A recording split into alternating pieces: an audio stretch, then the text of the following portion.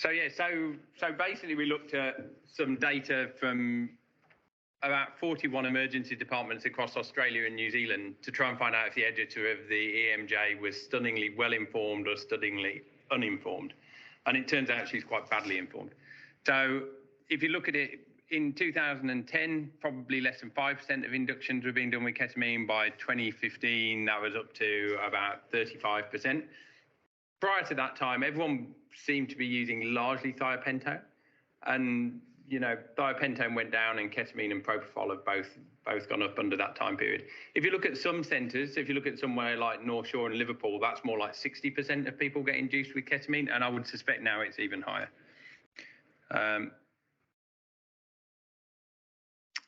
So having borne all of that in mind, we decided that we were going to actually do an RCT to compare the two things. Because we were told to, we thought we'd probably better publish. I'm just going to see if I can change this so that we can actually go for the slides as they're supposed to look.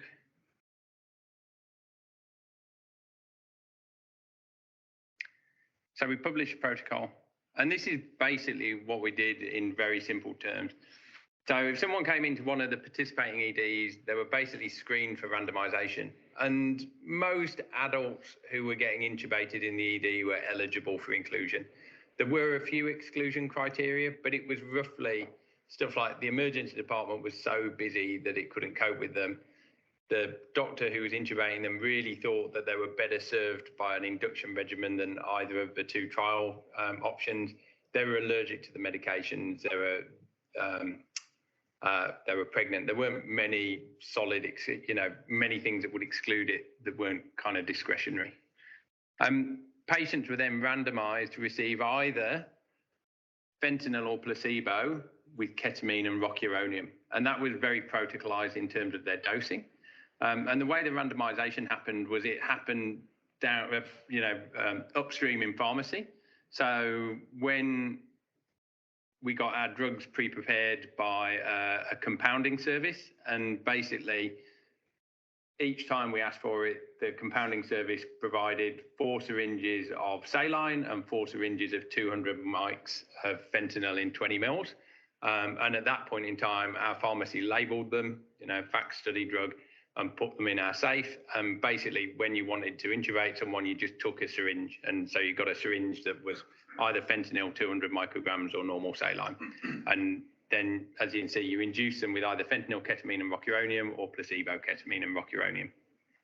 The primary outcome was difficult to decide on, but eventually we ended up with looking at the proportion of patients whose blood pressure remained within the goalposts of a systolic above 100 but less than 150. And we did do some adjustment for if they were outside those flags in the first place. And I'm happy to bore people with that over coffee later, but you probably don't need to know all those details at the moment. Importantly, nobody could consent for this study prospectively because they were all a bit unconscious. And so we got a waiver of consent, and we went to the intensive care unit afterwards and basically spoke to either them or their families and said, we did this, can we have your permission to use your data? And almost universally, everybody said yes. There was one person who said no. Looking back on it, I think he was still in the grips of a bit of paranoia. Anyway, but we only had one person refuse to let us use the data. So, because that was a bit of a concern that you might get people who refuse to let you use their data down the track, in which case you might skew your results, but we didn't really see that. We also looked in terms of secondary outcomes at things like what their mortality was at 30 days, how many ventilator-free days they had, what their final diagnosis was, and stuff like that. We weren't really expecting to see differences in mortality because it was too small a study for that, but we just wondered if there might be a signal that might power things for the future. There were quite a few issues that we had. Probably the biggest one, ironically, wasn't coronavirus. The biggest issue we had was having gone all the way through all the ethics stuff. When we first did the study, we were doing it at Manly and Mona Vale, and then they got amalgamated into the Northern Beaches, which involved a whole setup of a new ethics and governance process, which I think took Brian a lot of effort.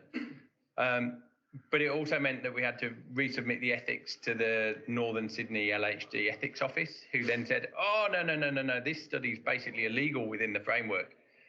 And so we ended up having a suspension of the trial for about 3 months while we got a Crown solicitor's opinion to say, oh, no, it's not illegal at all and you're imagining things.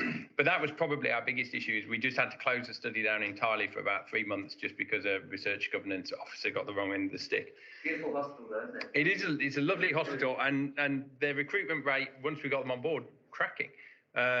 But yeah, so that, ironically, we would have thought coronavirus was going to be our biggest issue, but that was, it turns out that the Northern Sydney HREC was our biggest issue.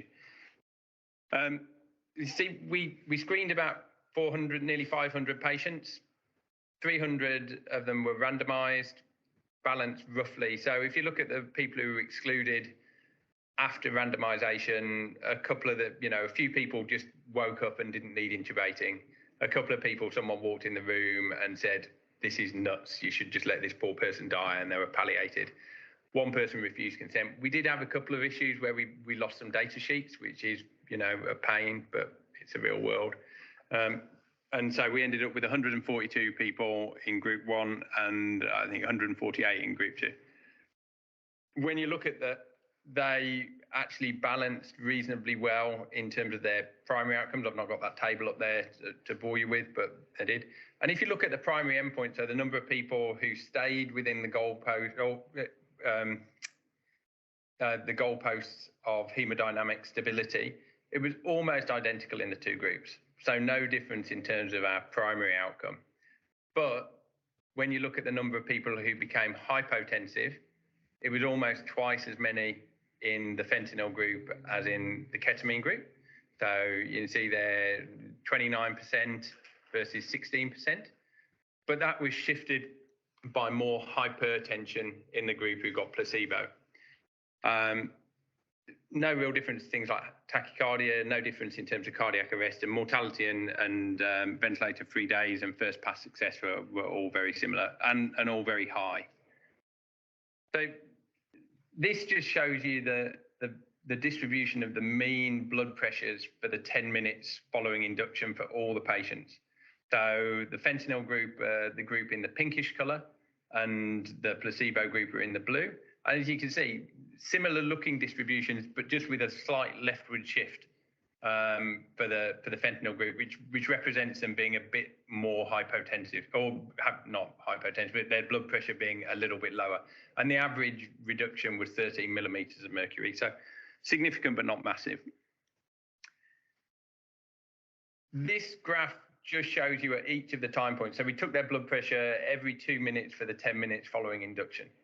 And this just shows you the difference between them. So as you can see, with the group on the, which side of the screen?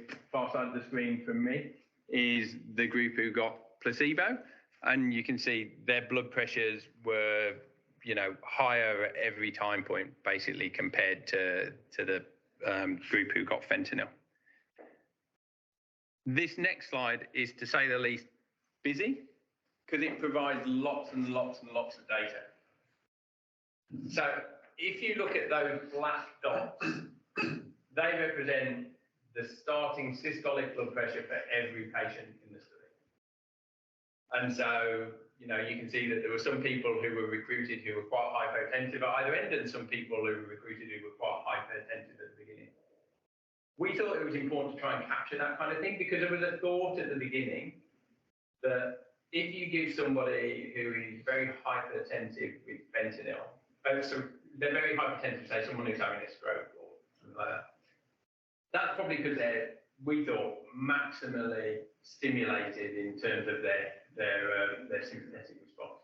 And so our kind of theory was, well, if you give them ketamine, you probably can't stimulate them more, you probably can't make them more hypertensive, and you might actually have the opposite effect, and you might blunt it a little bit. So we didn't think we'd make their blood pressure any worse, and we thought we might make it a bit better.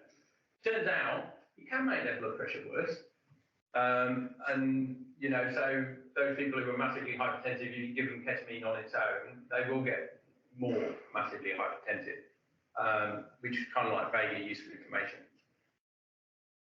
The fact that those black dots are all symmetrical was quite handy from our point of view because it meant that our randomization worked, okay, and there wasn't a significant difference in terms of the two groups at baseline. And if you look at each of those individual blue or red vertical lines, each of those lines correlates to one of the dots. And it basically shows the maximum and minimum systolic blood pressure that that patient had over the 10 minutes following induction. And so if you look at it on the fentanyl side, it's obviously a bit lower and with far more people becoming hypotensive. And if you look at it on the ketamine side, you've got more people becoming hypertensive. What is kind of more interesting from my perspective, if you look at it on the fentanyl side, the spread is much bigger than it is on the ketamine side, which to me suggests that actually, although fentanyl does have an effect, it's not necessarily always as predictable as we'd like it to be. And that's tragically representative of my clinical practice. I don't know about everybody else's, but you know, you give them what you think is the right amount of fentanyl, and sometimes it's too much, sometimes it's too little, and every now and again you hit lucky and it's just right. One of the things that people were always really worried about was when we were giving the fentanyl. So we just did it as a, you know, give the fentanyl, give the ketamine, give a rocuronium, and lots of people were worried that, you know, we weren't giving the fentanyl enough time to work. And, you know, so some people will sometimes say, well, I gave them 50 mics of fentanyl, but I gave it a good 5 minutes before, so it would have time to have effect. And my theory, and I don't have anything apart from a graph from an anaesthetic textbook to back this up, is that actually mainly, if you give someone some fentanyl, sure, it takes 5 minutes to reach peak effect, but by the time you're 2 minutes in, you're up to 80, 90% of effect anyway. So I don't think giving it 5 minutes in advance is necessarily as important as some people do. I'm not saying it's the wrong thing to do, but I just don't think it makes as much impact as people think. And that was borne out in our data. So if you'd seen, you know, a really big difference or no difference between the groups at the 2 minute time point, then that would substantiate that you need to give your fentanyl earlier, but we didn't really see that. The changes were already there early. So in terms of what I've taken away from this, if I've got somebody, as that guy slumped on the pavement earlier, and they're kind of normal, you know, they're hemodynamic, they're not tachycardic, then blood pressure is normal, I'll give them a decent-ish dose of fentanyl, as well as whatever ketamine and rocuronium I'm going to give them. And by decent, as I say, probably 2 per kilo, maybe 3 per kilo, probably 2 per kilo for someone who's this normal. For these guys who are hypotensive or, you know, at risk of shock, so, you know, the person who's very tachycardic, although their blood pressure is normal, I would probably not give them any fentanyl at all and just give them ketamine and some rocuronium. And as I say, that does depend a little bit on what you think you're treating. So if you really, really, really want to avoid hypertension, you know, you think you've got someone with an unsecured subarachnoid or they're an aortic dissection or stuff like that, and you really want to avoid the hypertension, then I might add in some fentanyl.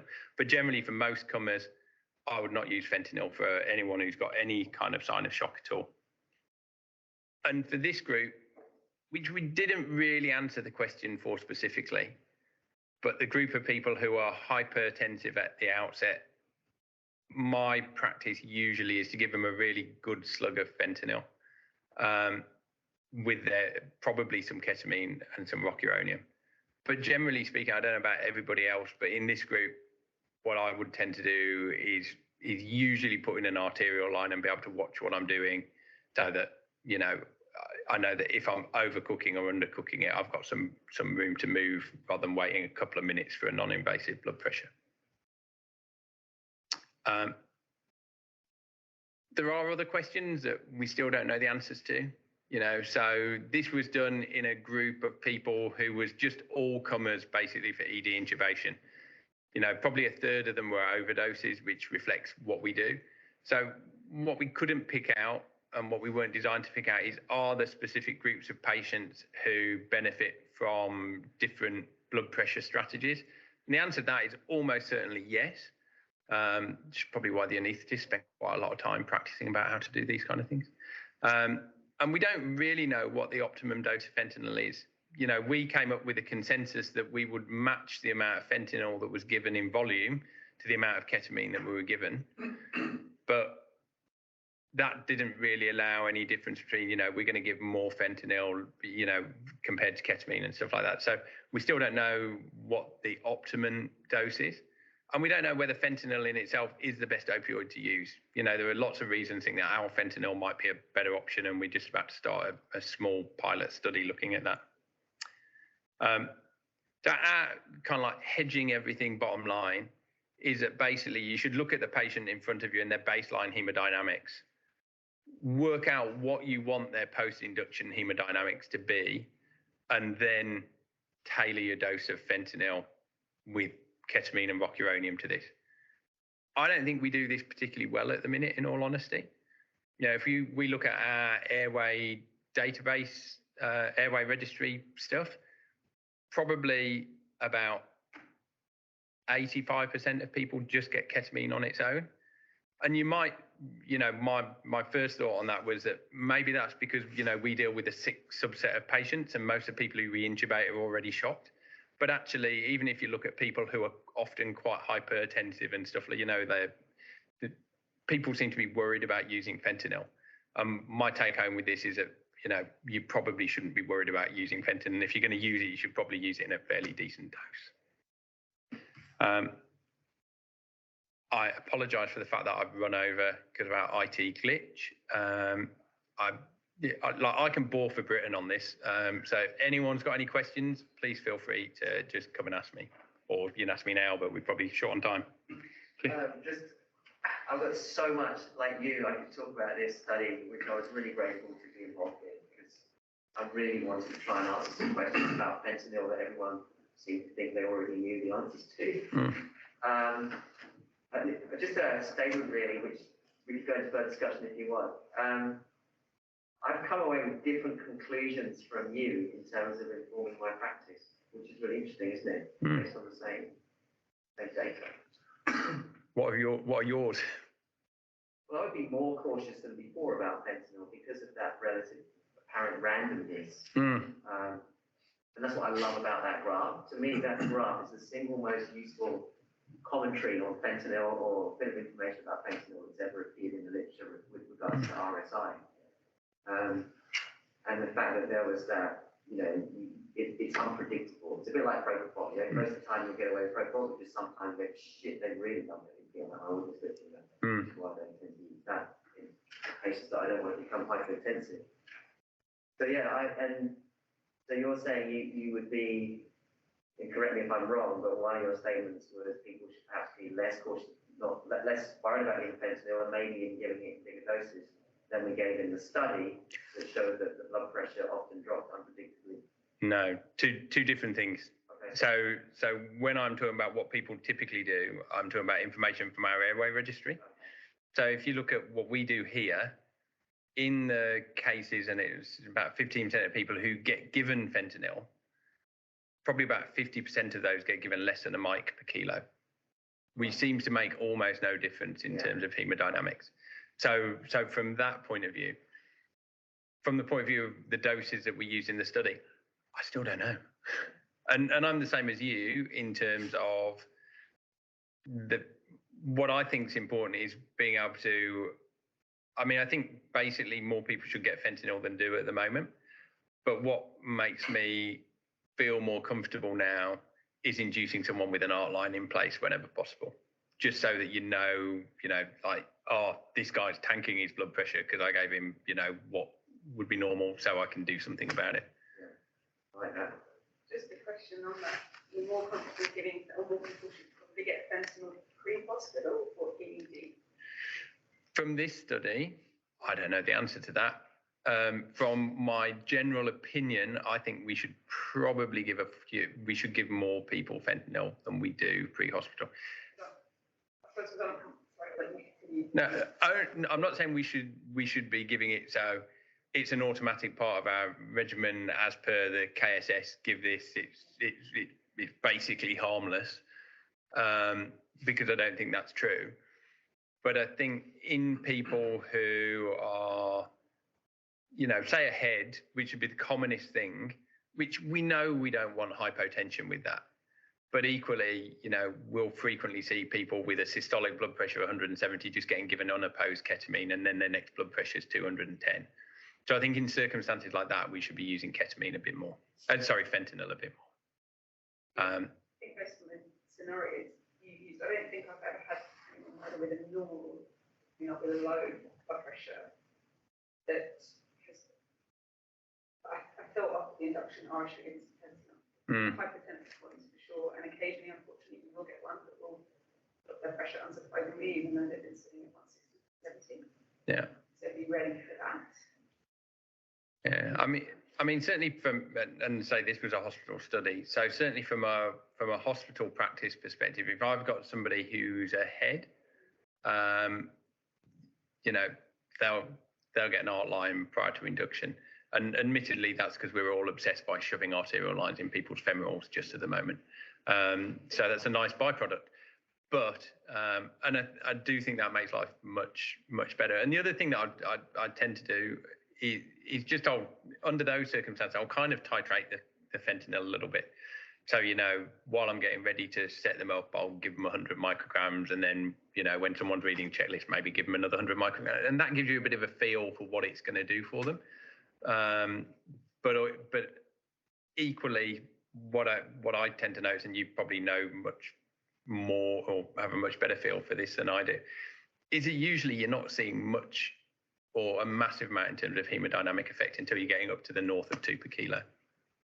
But it depends on their baseline. Certainly in those hypertensive heads anyway.